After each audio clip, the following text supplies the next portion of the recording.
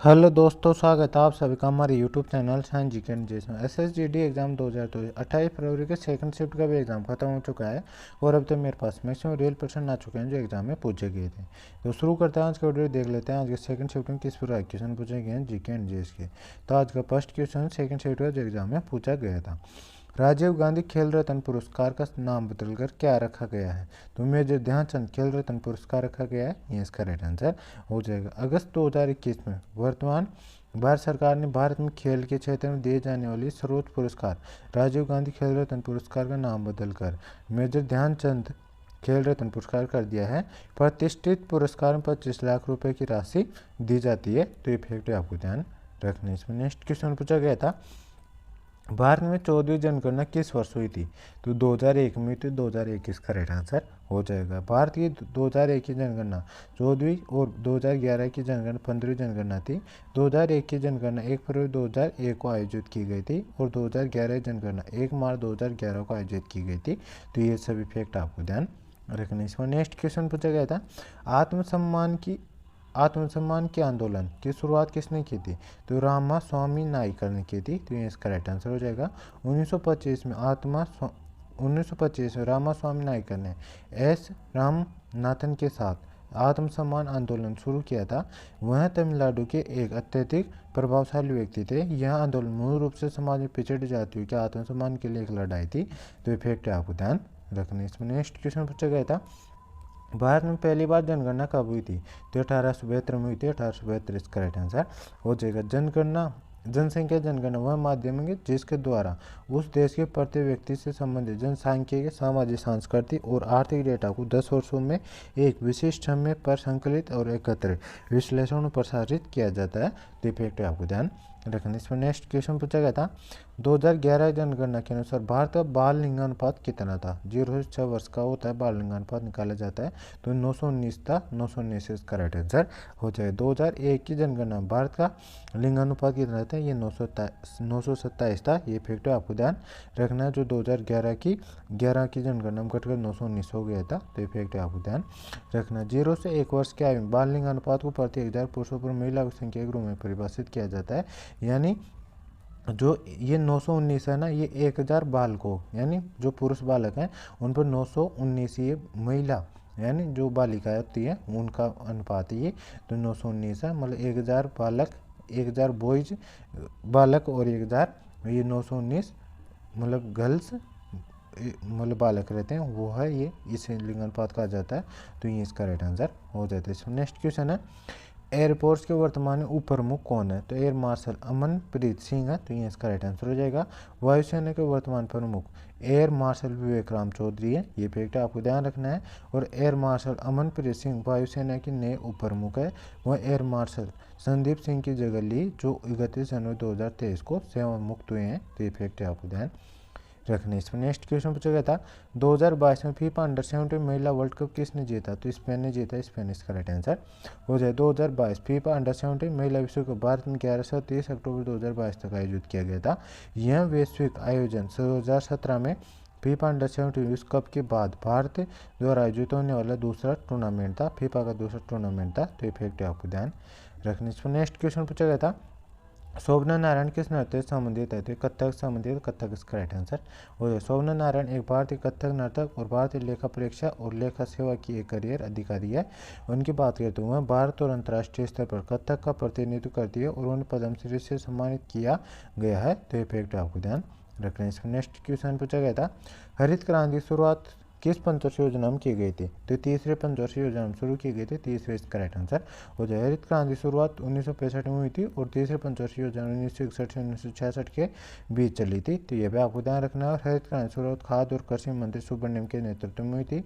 1965 में लाल बहादुर शास्त्री भारत के प्रधानमंत्री बने थे और हरित क्रांति के जनक एम एस स्वामीनाथन को माना जाता है भारत में। तो ये फैक्ट आपको ध्यान रखना है। इसमें नेक्स्ट क्वेश्चन पूछा गया था, भारतीय संविधान के अनुसार सरकार के कितने अंग होते हैं? तो 3 होते हैं। 3 इसका राइट आंसर हो जाएगा। वो कौन कौन से होते हैं? विधायिका, कार्यपालिका और न्यायपालिका। ये आपको ध्यान रखना है। विधायिका हमारे निर्वाचन प्रतिनिधियों को संदर्भित करती है। कार्यपालिका उन लोगों का एक छोटा समूह जो कानूनों को लागू करने और सरकार चलाने के लिए जिम्मेदार होता है। तो ये फैक्ट आपको ध्यान रखना। इसमें नेक्स्ट क्वेश्चन पूछा गया था, अक्टूबर 2022 में भारतीय क्रिकेट कंट्रोल बोर्ड बीसीसीआई के अध्यक्ष के रूप में किसे चुना गया है? तो रोजर बिन्नी को चुना गया। रोजर बिन्नी इसका राइट आंसर हो जाएगा। भारत के पूर्व ऑलराउंडर रोजर बिन्नी भारतीय क्रिकेट कंट्रोल बोर्ड बीसीसीआई के नए अध्यक्ष चुने गए हैं।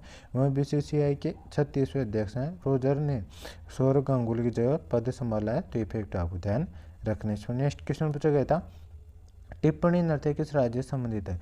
तो गुजरात से संबंधित, गुजरात इसका राइट आंसर हो जाएगा। टिप्पणी गुजरात भारत के सौराष्ट्र चोरवाड़ क्षेत्र से उत्पन्न एक लोक नृत्य शैली है।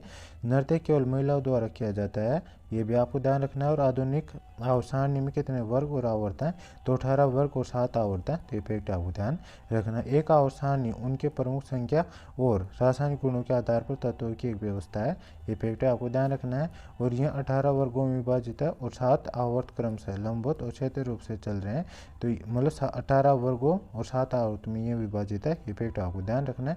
यानी वर्ग किसे कहा जाता है? जो मतलब जो आड़े रहते हैं ना, उनमें जो डिब्बे रहते हैं, ये वाले इसको आवर्त कहा जाता है। वर्ग जिसे कहा जाता है जो मतलब क्षैतिज रहते हैं, इस प्रकार लंबे वाले, ये भी आपको ध्यान रखना है। इस बार नेक्स्ट क्वेश्चन, नेक्स्ट बात, अवसान में धातु और धातु उपधातु का सत संयोजन भी है। तो ये भी आपको ध्यान रखना है। इसमें नेक्स्ट क्वेश्चन पूछा गया था, एम के सरोजा किस नृत्य से संबंधित है? भरतनाट्यम से संबंधित है। भरतनाट्यम इसका राइट आंसर हो जाए। इसमें नेक्स्ट क्वेश्चन है, मद्रास कादिरावेलु सरोजा एक भारतीय शास्त्रीय नृत्यांगना है जिन्हें भरतनाट्यम के शास्त्रीय नृत्य रूप में एक प्रतिपादक और शिक्षक के रूप में उनकी विशेषज्ञता के लिए जाना जाता है। तो ये फैक्ट आपको ध्यान रखना है। एम के सरोजा किस नृत्य से संबंधित है? भरतनाट्यम से संबंधित। भरतनाट्यम इसका राइट आंसर हो जाए। नेक्स्ट क्वेश्चन है, सम्राट अशोक ने किस धर्म को अपना लिया था? तो बौद्ध धर्म को अपना लिया था। बौद्ध धर्म इसका राइट आंसर हो जाएगा। कलिंग युद्ध की क्रूरता को देखने के बाद अशोक ने बौद्ध धर्म को अपना लिया था।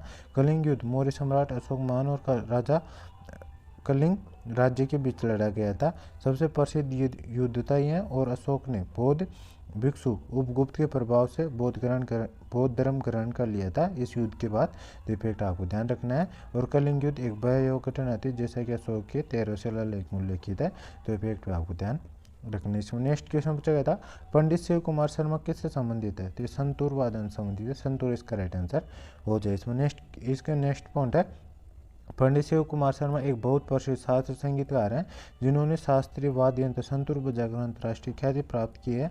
संतूर एक समलंब चतुर्भुज आकार का डल सीमर पियानो के इस प्रकार का छोटा सा बक्स बाजा है जो अक्सर अखरोट की लकड़ी से बना होता है। इसमें 72 तार होते हैं जो दो नाजुक नक्काशीदार लकड़ी के मुगुर मेलेट से टकराते हैं। तो ये आपको ध्यान रखना है। और शिव कुमार शर्मा का जन्म 13 जनवरी 1938 को जम्मू में हुआ था। तो ये भी आपको ध्यान रखना है। नेक्स्ट क्वेश्चन पूछा गया था, हरित क्रांति के लाभ और हानि कथन से ये क्वेश्चन पूछा गया था।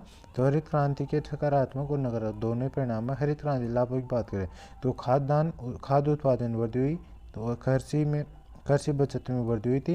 कृषि और औद्योगिक क्षेत्र के बीच संबंधों को मजबूत हुआ था और कृषि एवं गैर कृषि क्षेत्रों में रोजगार के नए अवसर प्राप्त हुए थे। हरित क्रांति के नुकसानों की बात करें तो कृषि विकास में असंतुलन, कुछ फसलों तक सीमित थी है, बड़े फार्मों पर रोजगार के अवसरों का अभाव हुआ था, भूमि और मानव स्वास्थ्य पर हानिकारक प्रभाव पड़ा था। हरित क्रांति जैसा आउटपुट के लिए आवश्यक सुविधाओं का अभाव था। हरित क्रांति ने भूमि सुधार कार्यक्रमों की आवश्यकताओं ने नजरअंदाज कर दिया था और उत्पादन लागत में वृद्धि हुई थी। तो ये भी आपको ध्यान रखना। इसमें नेक्स्ट क्वेश्चन पूछा गया था, स्वतंत्रता दिवस पर झंडा कहाँ पर आया जाता है? तो लाल किले पर पहराया जाता है। ये इसका राइट आंसर हो जाएगा। स्वतंत्रता दिवस ध्वजारोहण लाल किले पर प्राचीर से किया जाता है, जबकि गणतंत्र दिवस तिरंगा राजपथ पर फहराया जाता है। ये आपको ध्यान रखना है। और 26 जनवरी राष्ट्रपति ध्वज फहराते हैं, जबकि 15 अगस्त पर देश के प्रधानमंत्री ध्वज फहराते हैं। तो ये फैक्ट आपको ध्यान रखना है। इसका नेक्स्ट क्वेश्चन पूछा गया था, डेकाथलॉन में कितनी स्पर्धाएं होती है? तो 4 ट्रैक और 6 फील्ड स्पर्धाएं होती है। तो टोटल 10 इवेंट होते हैं, इसमें 10 इसका राइट आंसर हो जाएगा। और इसमें बात करें तो ट्रैक इवेंट 100 मीटर यानी 100 मीटर, 400 मीटर और 110 मीटर, बाधा दौड़ और 1500 मीटर, ये 4 तो मतलब ट्रैक के होते हैं, मतलब ये दौड़ होती है 4, पहले 100 मीटर, फिर 400 मीटर, फिर 110 मीटर की बाधा दौड़ और फिर 1500 मीटर की रनिंग होती है। और इसमें फील्ड में इवेंट्स में long jump, short put, high jump और डिस्कस थ्रो और वोल्ट और जेवलिन थ्रो, ये सभी होते हैं। तो ये भी आपको ध्यान रखने से। नेक्स्ट क्वेश्चन पूछा गया था, अन्नपूर्णा फूड पैकेट योजना किस राज्य की है? तो ये राजस्थान इसका राइट आंसर हो जाएगा। राजस्थान के मुख्यमंत्री अशोक गहलोत द्वारा मुख्यमंत्री अन्नपूर्णा फूड पैकेट योजना की शुरुआत 14 अप्रैल 2023 को की गई थी। फूड पैकेट योजना के अंतर्गत राज्य गरीब व निम्न वर्ग के नागरिकों को प्रतिमाह मुफ्त खाद्य सामग्री प्रदान की जाएगी। ये इसके योजना का लाभ था, तो ये आपको ध्यान रखना है। इस पर नेक्स्ट क्वेश्चन पूछा गया था हिंदी का, कर्षण का पर्यायवाची क्या है? तो कर्षण के पर्यायवाची होते हैं वासुदेव, सारथी, मुरलीधर, हरि और नंदलाल। तो इनमें से जो भी ऑप्शन आया होगा वो इसका राइट आंसर हो जाता है। इसमें नेक्स्ट क्वेश्चन पूछा जाता है घर की खेती मुहावरे का अर्थ है?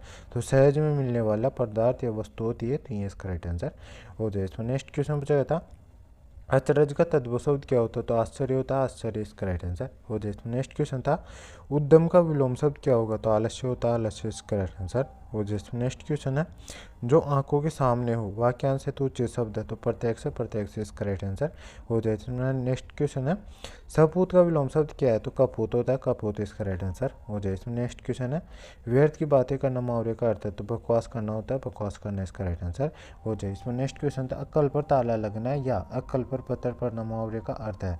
तो इसका होता है बुद्धि नष्ट होना, ये इसका राइट आंसर हो जाएगा। एक उद्योग से संबंधित गद्यांश आया था जो 5 नंबर का क्वेश्चन पूछा जाता है हर शिफ्ट में, मतलब गद्यांश क्वेश्चन आता है।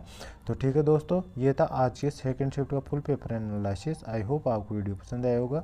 वीडियो पसंद आए तो वीडियो को लाइक कर देना, चैनल पर नहीं हो तो चैनल को सब्सक्राइब कर बेल आइकन ऑन कर लेना, ताकि मैं जैसे नेक्स्ट शिफ्ट का एग्जाम खत्म होगा उसका एनालिसिस लेके आऊँगा तो उसका नोटिफिकेशन आप तक पहुँच जाएगा और आप सबसे पहले एनालिसिस देख सकेंगे।